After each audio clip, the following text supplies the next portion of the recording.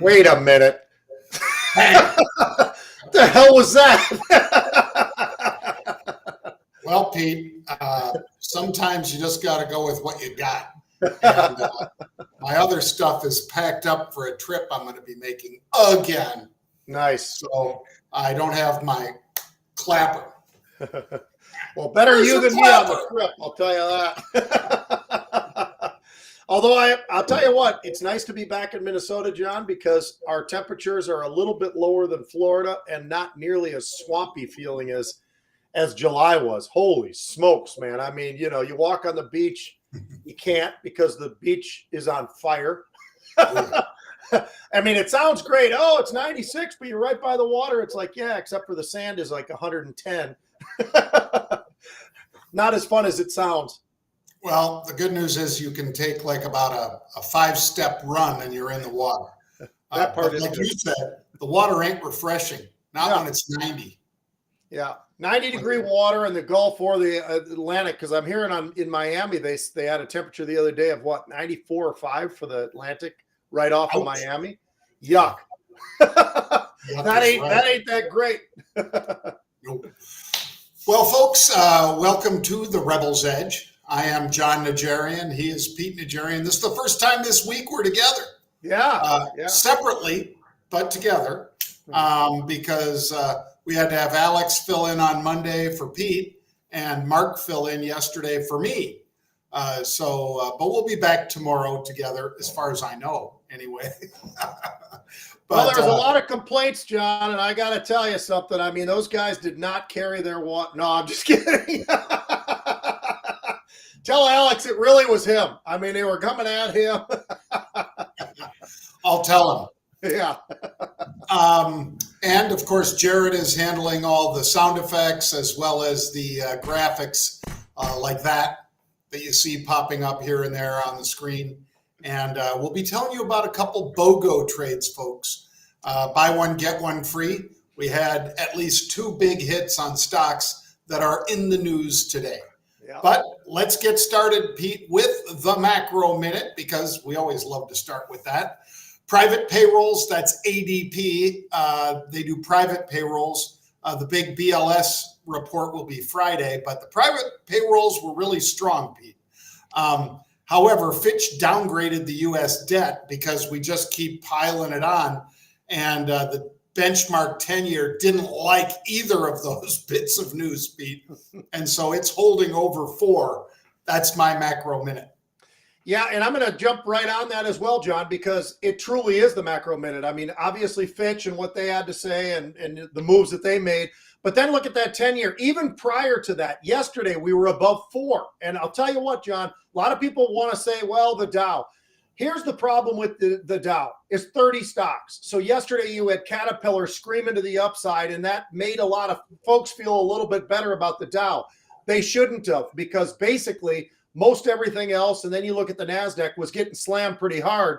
And you look at the 10-year over 4, people get nervous. Today, 411 on the highs. So, if we get a little bit of a pullback, I think we'll have the market start to make the flip. But for right now, the pressure is on. Definitely. And as far as futures, Pete, because we've got to talk about fantastic futures. Fantastic futures. You hear that, Anita, over at the CME? Yeah. Because she was saying, Pete, do you guys cover much in the way of futures? Oh, yeah, we do. Every day. So just for you, Anita, I'm saying the 10-year holding over 4 2 days in a row. Pete already mentioned it. And that's so far. If this goes to 3 days, 4 days, a week, Pete, we're not going to see rallies. We're going to see sell-offs. Yeah, and John, let's not forget about the 2-year, because we talk about 2s and 10s all the time. For people who don't know that, you got the 2-year and the 10-year. The 2-year is awfully close to 5. And, as I was talking with Maria Bartiromo just this past week, John, on the Fox Business Channel early morning, we were talking about, she says, what are you looking at? What's giving you a direction in the market? I said, the 2-year and the 10-year. The 2-year over 5, that's a problem. 10-year over 4, a big problem. And that's exactly what we're facing right now. It's why the markets, in my opinion, partially at least, are getting slammed to the downside. Keep an eye on crude. We hit 82.50 today, or very close. We started to pull back. We started to pull back a little bit more. And here we are underneath 80 now for crude. So the volatility continues. And we've been going 2 steps forward, 1 step back. Today, it's more of a 3 steps forward, 4 steps back. I mean, this thing is moving around like I haven't seen. It's not quite a 10X, though. 10X. All right. I've got one that is a 10X, Pete. Nice. Rover Group. So what do these guys do? It's an online marketplace for pet care worldwide. And not just when I say pet care, I'm not talking about medicines and things, Pete. There's pet meds and a bunch of those. But this one is, do you want your pet boarded? Obviously, if you're somebody like Pete and I and you travel a lot, it's really kind of hard on you. You have to have somebody else staying at home with the animal or take the animal with you if it's small enough. So overnight pet services, so boarding, and as well as in-home petting services, Pete, where they pet sit, if you will. These guys are screaming higher. We had unusual activity in here. Take a look at those, folks. I mean, we had real nice, they were buying whatever, the 5 calls, went deep in the money, bang, from whatever, 70 cents or so, Pete, up over $2. And still holding on to, whatever it was, $1.48, almost $1.50. So that's one of our big trades of the day. Right. Absolutely. John, it's got $1 billion market cap. So this is not just some stock out there moving around. I mean, we're talking about this is a real stock, and it's moving for all the right reasons. Hit 52-week highs today. It got up to $7 and then pulled back a little bit. Still up, I don't know, somewhere close to 13, 14% last I looked. But it really is, John, revenue up 35% year over year. And how about this? Bookings up 20% year over year. They absolutely crushed it. But on top of all of that, their guidance, the full year guidance, they raised that. You raise your guidance, and I'll tell you what, you got a really good shot that people are going to say, let's buy this stock. And that's exactly what we're seeing today, especially with that BOGO. We're talking about the BOGO, you talk about the unusual options. Wow, were those things directive, and they were absolutely perfectly played. Pete, the BOGO, folks, is if you go to marketrebellion.com/bang, you do indeed get a BOGO. That's marketrebellion.com/bang. You buy 1 month of the service that gives you trades like that one in Rover, and you get 2 months for the price of one. Introduces you to how we do what we do. And once you're a client, I guarantee you'll stay a client. Also, Pete, I'll point out this. Total bookings, it's a new service. Like Pete said, they're just over $1 billion. Chewy's a $14 billion company. So they got a lot of room in this space. And they're not the same as Chewy. Chewy doesn't do this in-home pet sitting and all that kind of stuff. Bookings were 1.7 million bookings. That's a pretty good number, up 20% year over year. So I think there were a lot of positives, especially since the $6 stock, Pete. All right, let's talk about Generac, because Pete also mentioned about guidance and how important it is. This is a demonstration of exactly that, because they had revenue that was well above street, but their guidance, they cut the net sales number of these units that, what Generac does, folks. They basically, they turn on when your power goes down, whether it's just down for a couple minutes or down for a couple days or weeks. A Generac unit can keep your refrigerator running, air conditioning running, all that kind of stuff. Well, cutting guidance by 12%, Pete, is a pretty big deal. Margins going down as well, net margins going down. Those are all projected. That's why the stock's down double digits, 20% today. Yeah, it's getting absolutely hammered, John, and it's too bad. I like this company. I think they do a lot of things right, but looking forward, that's not a great thing. I mean, and you just said it. I mean, anytime we hear guidance is great, like we did with Rover, hey man, it's going to go to the upside like it did. You start saying anything about full year guidance and how that's looking, and that's not looking so great, and that's exactly what they delivered, that is a problem. And that's why the stock is getting absolutely, to the woodshed today. But that could create an opportunity, John, because, it all depends on a lot of things, and we always are talking about hurricane season. Well, right now we're getting a lot closer. We're in that hurricane season, at least the beginnings of it. So that could be something that maybe gives this stock a little bit of a lift. But right now, I would not be trying to buy the bottom on this one. No, I'd give it a little more, but Pete's right. What we're coming up on, folks, unfortunately, is hurricane season in the United States and the Caribbean.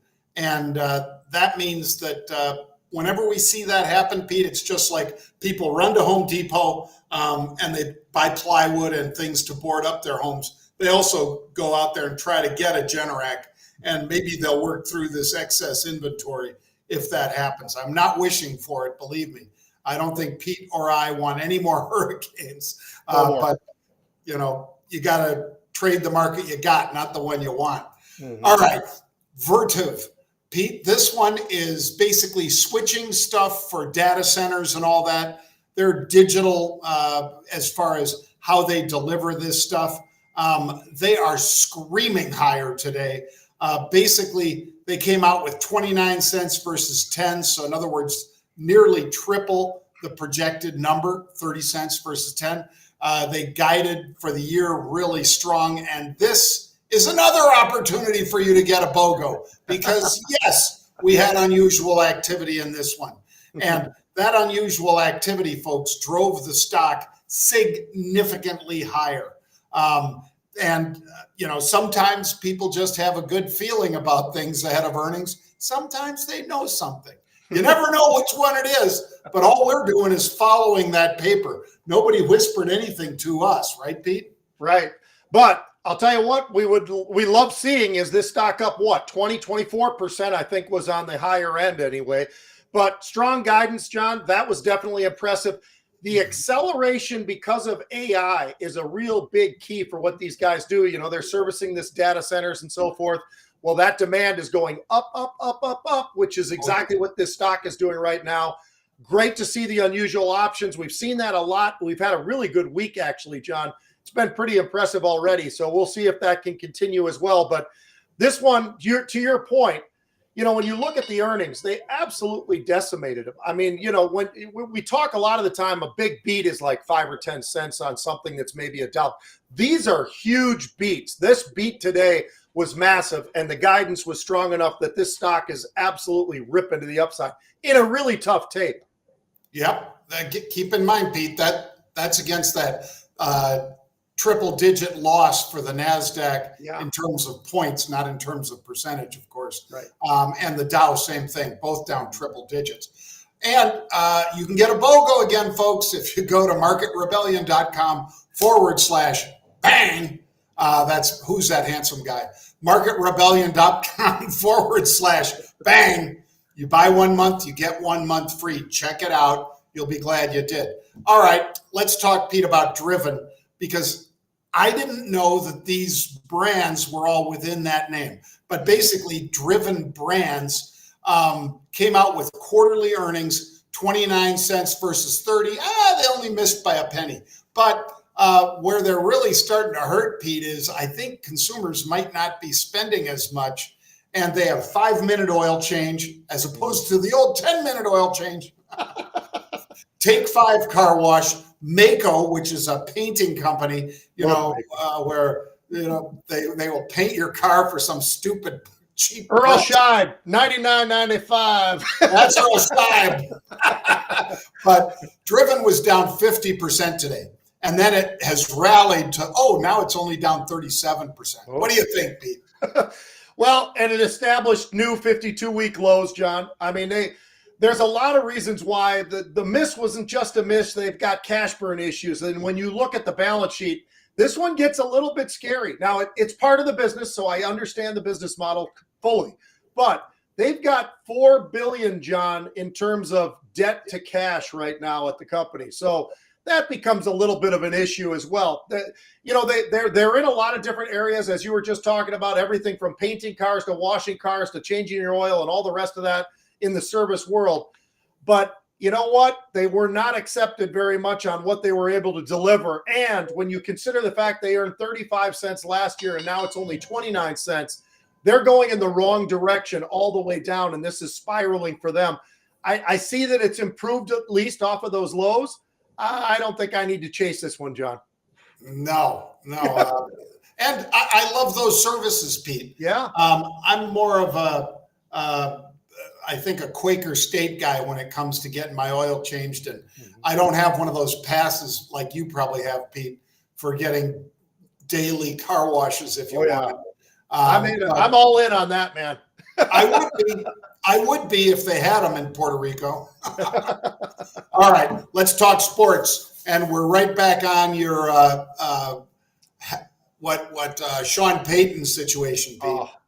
Well, John, the guy couldn't put his foot in his mouth any deeper than he has already. And it's been an interesting process. We talked about this a little bit yesterday, and we felt like it was worth going back because there's more back and forth. I mean, this is perfectly played into HBO's Hard Knocks, John. Why do I say that? Well, they're with the New York Jets this year. And what is this big back and forth for the people who don't know? Well, Sean Payton decided to criticize the coach last year and really went after him about how it was the worst coaching job in the history of coaching and blah, blah, blah. First of all, why do you need to say that? Why would you say that? If somebody asked you the question about how did they do last year, you'd say, that's last year. This is a new year. I'm the new coach. We've got a lot of new players. Let's start from there. But instead, he didn't go there, John. And that was the problem. And let's not forget, and I brought this up yesterday too, but let's not forget, this is Sean Payton, the guy whose defense, and he unknowingly didn't know anything about it, but they had Bounty Gate on opposing players, right? So they got players getting paid money to have cheap shots on other teams, including the Minnesota Vikings in that playoff game. But, you know, I mean, it's just unbelievable. And meanwhile, he just needs to focus on his own team. But he keeps digging and digging. And so Aaron Rodgers, he went after him, right? Not only did Aaron Rodgers go after him, but all of a sudden now the new news is Hackett, who's the coach who was at Denver, who's now at the Jets, he's sitting there and he goes, hey, look, we all know it. There's a code. And the code is you don't need to go there. You don't go there. It's kind of your own fraternity, so to speak. And I actually agree with that. You don't have to go there. I mean, if it was something else where you want to be complimentary, great. But you don't have to go into all this dirt and all the rest of it. And that's exactly where this has gone. Now it looks like Peyton's starting to realize that he looks like an idiot. So he's starting to kind of pull back, John. But, you know, they better have a good season this year, as you and I both know, because they're in a difficult division. They've got a lot of great teams that they've got to play twice. And I even put the Raiders in that camp, by the way, as one of those. But they got Kansas City as well. I mean, there's a lot that's rolling on this whole thing because they had to pay money to get Sean Payton. They had to give up picks. They had to do this. They had to do that. They've got all of that. They've got this new team. But is Russell Wilson going to flourish in it? Everybody says the reason he will is because he's used to coaching short quarterbacks. I'm not sure that's exactly the best way to analyze Payton, but that's what we're hearing. So what do you think about this whole thing? Well, and that's a slam on Drew Brees, too. And we both know he's not exactly, you know, statutorily inclined, Pete. He is a modest height, let's say, Drew. But same thing with Russell Wilson. I think Sean did a good job with the offense on that team in New Orleans. And obviously, Drew probably wouldn't say anything bad about him. But again, that's part of that code. I think he had no business saying these things about Hackett. And he's put a target on his back, Pete, because Hackett's probably got friends around the league that they'll, you know, decide to, if they can put their foot on the neck, maybe they will. And, you know, he's coming off a horrible year. Very, very true. And you don't need to hang it all on Hackett. You could hang a lot of it on the idiots that made the trade for Russell Wilson, as well as, you know, losing some of their big studs, like the big kid that you and I like, Pete, that runs the pass rush camp out in Vegas every year. They've lost a lot of good players. And that's one of the things that now he's going to have to deal with without having the draft picks and all that stuff. Can they have a better record than they did last year? What if he has the same or worse record than Hackett? Then what does that make him? Hackett was only there 1 year. I mean, it's not like he built that team. He stepped in and he's stepped right into the crap that was. Now, I think Sean Payton has done the same. He'd be wise to make a phone call to Hackett, which I heard on TV today, Pete, he had not done, and basically apologize. Say, I didn't mean to go there. This is getting blown out of proportion. I fully apologize to you. I shouldn't have said anything like that. That would be the class move. But I don't know if Sean Payton's got that in him. Yeah, the whole thing is just unfortunate, John. But I'll tell you what, it's great for Hard Knocks that kicks off next Tuesday on the 8th. Hard Knocks is going to have all of this covered. I mean, people are going to be watching that first episode probably at some record level, I would say, especially after the success of quarterbacks and everything with Netflix that happened this past year. That was awesome. I've watched the whole thing now. I finally went through the entire thing. It was phenomenal. And you know what? I've actually grown, even though he's kind of dorky and he's kind of odd. I'll tell you what, our quarterback right here in Minnesota, he got me kind of excited, and he's really pushing it. And I know yesterday on the radio here in Minnesota, John, because I'm back up from Florida, and I'll be at practice over the next couple of days. It's really interesting to see what Kirk is doing out there, and he's got this receiver, best in the business in my mind, JJ. They've got a lot of tools. They got a lot of things going on. They've changed the defensive coordinator and all that. So the Vikings will be pretty interesting. John, we're going to jump to this one. How about the Pac-12? Let me ask you a question, and I'm dead serious when I say this. Is the Pac-12 going to survive? Are they going to – I mean, they've screwed up every single thing they possibly could have. They didn't do anything right over the last decade, and because of that, they are in a really precarious spot right now. And why do I say that? Well, USC and UCLA, come August 1st, 2024, are part of the Big Ten.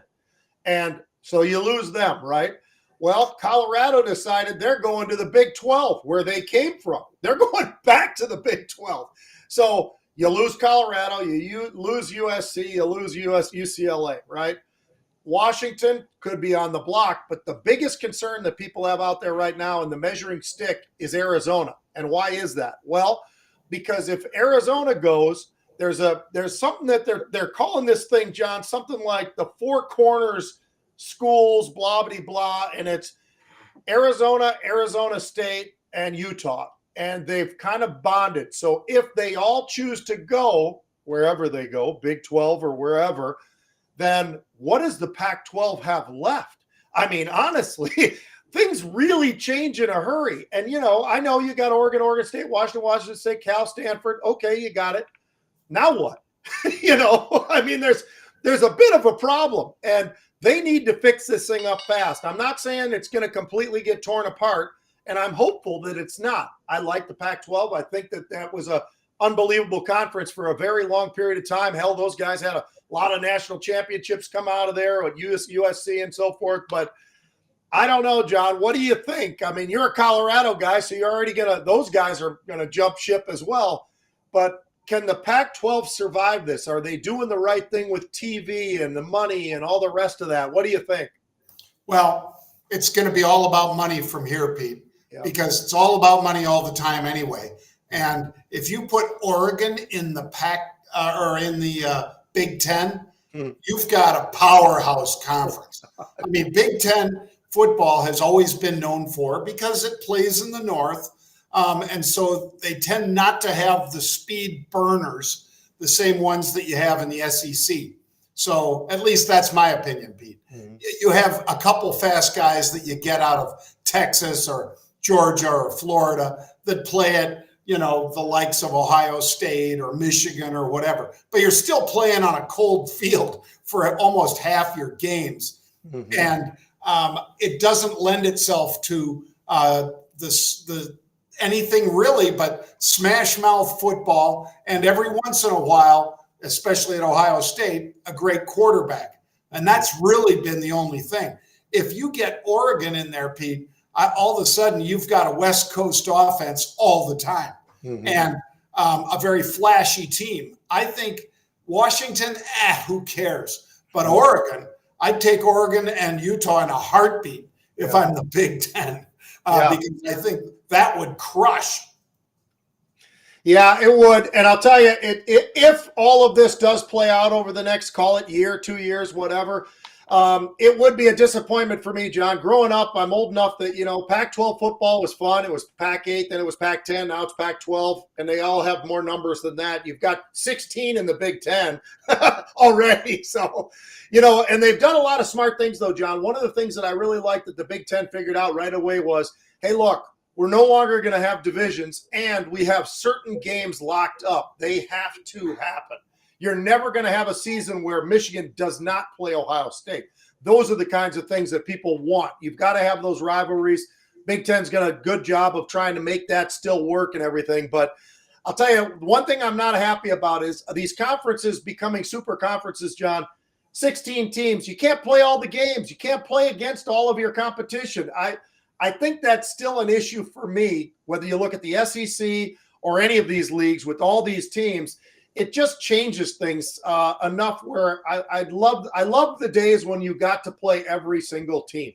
And I feel like that's the way it really should be. But obviously, as we move forward, that ain't going to happen. Yeah. And as usual, folks, follow the money. Yep. And by the way, in the pros, make sure you do follow what Magic Johnson does over there at Washington, whatever that team becomes, Pete. The Magics? The Magics? Magics with an X.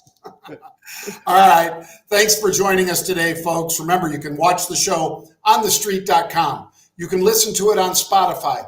Watch it on YouTube. Watch it on marketrebellion.com/edge. And, of course, our friends at the street, we really appreciate you guys. So we'll be back tomorrow with another Rebel Edge, 1 o'clock Eastern time.